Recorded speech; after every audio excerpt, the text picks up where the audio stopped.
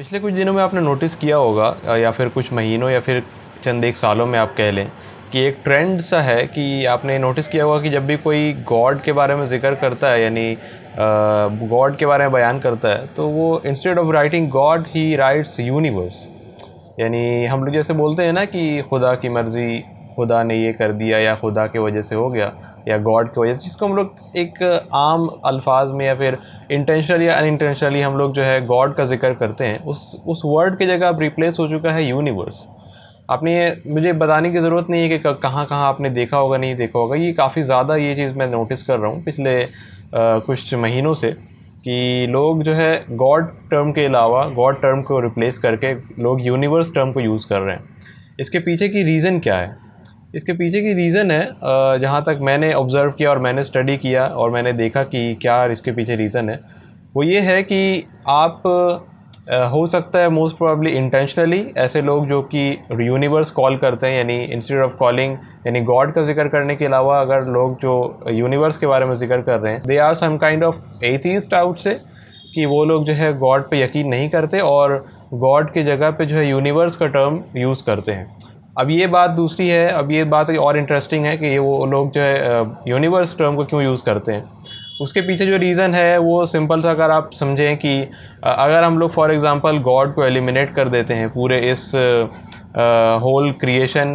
के point of view से, अगर हम लोग जो है गॉड को एलिमिनेट कर दें और हम लोग सिंपली हर एक चीज़ को बिना कोई एक्सप्लेनेशन के अगर हम लोग समझना चाहें तो हम लोग किसी चीज़ को समझ नहीं सकते।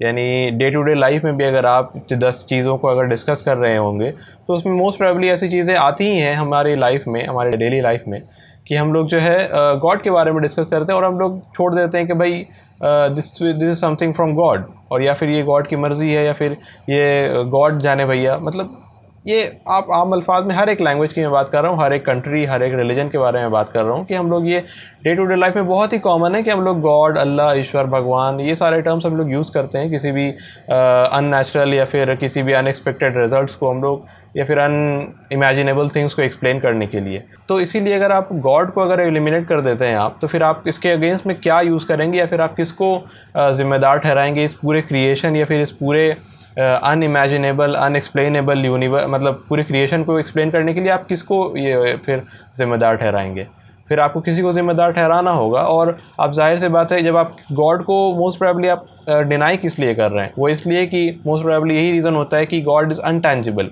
यानी he can not be seen. यानी जस्ट बिकॉज हम लोगों के पास हर एक प्रूफ तो मिल जाता है, हम लोग हर एक लॉजिकल अकल वगैरह से हम लोग जो है ये मान जाते हैं कि there is a God, but हमारे पास क्योंकि उनका जो है विजुअल एविडेंस नहीं है, यानी कि हम लोग उनको टेंजिबल फॉर्म में नहीं देख सकते, इसलिए हम लोग किसी टेंजिबल चीज़ को रेफ़र करते हैं। और यहीं से जो है पैंथीज़म का भी रूट आता है कि even if you are believing in some intangible या फिर unseen God, you are still believing that universe और योर सेल्फ, मतलब हर एक क्रिएशन जो है उसमें भी कोई डिविनिटी का एलिमेंट पाया जाता है। और जो कि अगर ये तमाम चीज़ों को मैं अगर देखूँ इब्राहिमिक रिलीजन यानी ट्रू इब्राहिमिक रिलीजन्स, यानी most probably as far as आज के दौर की जो भी बातें हैं, वो जहाँ तक इस्लाम की बात है, it is very clear that these things are not true at all. यानी कि हर एक चीज़ जो क्रिएशन हम लोग देख रहे हैं, it is only from the creator, यानी everything except from God, everything what we see observe और what we can not observe. यानी कि जो साइंस के बदौलत हम लोग ये जान रहे हैं कि हमारे लिमिट्स के बाहर ऐसी बेशुमार ऐसी क्रिएशंस मौजूद हैं, एलिमेंट्स मौजूद हैं, मटेरियल्स मौजूद हैं, जिसको हम लोग अभी तक ऑब्जर्व नहीं कर पा रहे हैं या फिर हम लोग यहाँ तक पहुँच नहीं पा रहे हैं जिसके हद तक।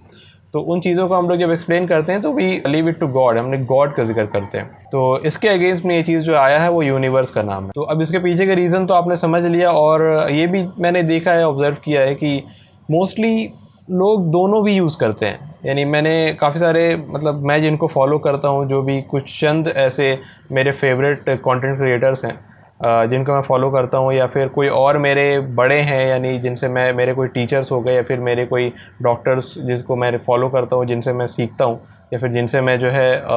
मतलब मेरे डे टू डे लाइफ में मेरे जिनके साथ कम्युनिकेशन होता है, उनके साथ मैं देखता हूँ कि वो लोग गॉड भी यूज़ कर रहे होते हैं, यानी गॉड को भी रेफ़र कर रहे होते हैं, और वो फिर एट द सेम टाइम फिर यूनिवर्स को भी रेफ़र कर रहे होते हैं। और इसके पीछे मैंने जो रीज़न देखा है, यही रीज़न की वजह से काफ़ी ज़्यादा लोग अभी जो इन्फ्लुएंस हो रहे हैं, वो ये है कि एक काइंड ऑफ एक ट्रेंड हो जाता है हर एक चीज़ का।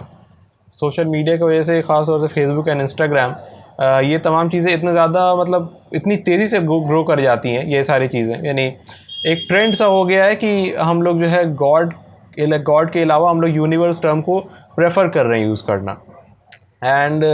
If you see it from spiritual point of view it is very dangerous. और अब इसको मैं एक्सप्लेन कैसे करूँ, I don't think it needs any explanation. अगर आप वाकई इसके बारे में जो है पॉन्डर करें, तदब्बुर करें और गौर व फिक्र करें तो आप इसको समझ जाएंगे कि क्यों ये डेंजरस है। और क्योंकि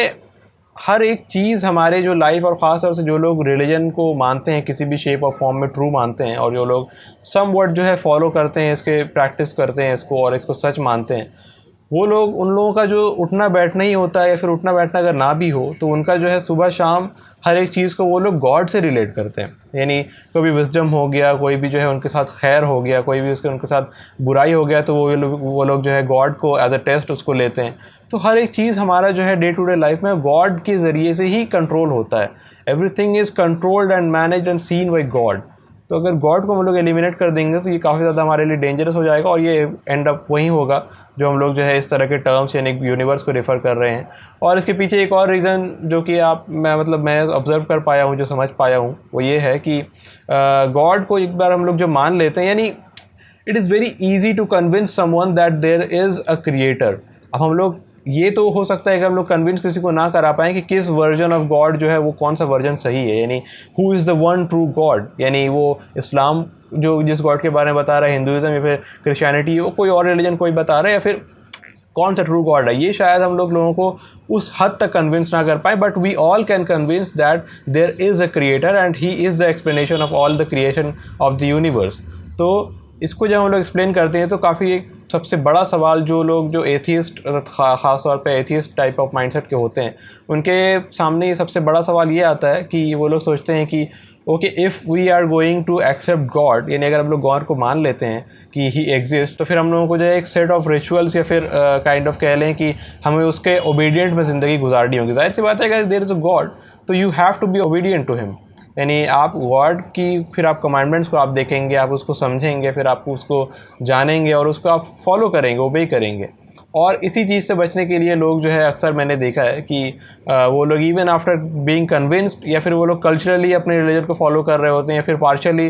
अपने रिलीजन को फॉलो कर भी रहे होते हैं, but still they go towards these places जहाँ पे मतलब यूनिवर्स को हम लोग जो है इंस्टेड ऑफ गॉड रिप्लेस कर रहे होते हैं। और whatever